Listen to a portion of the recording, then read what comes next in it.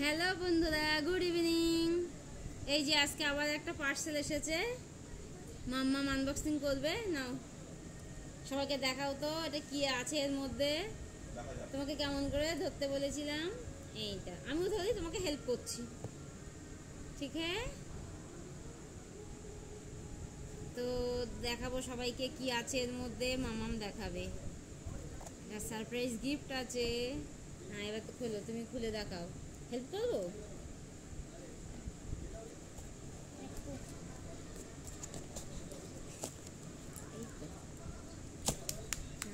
খোলো, এটা বার করো।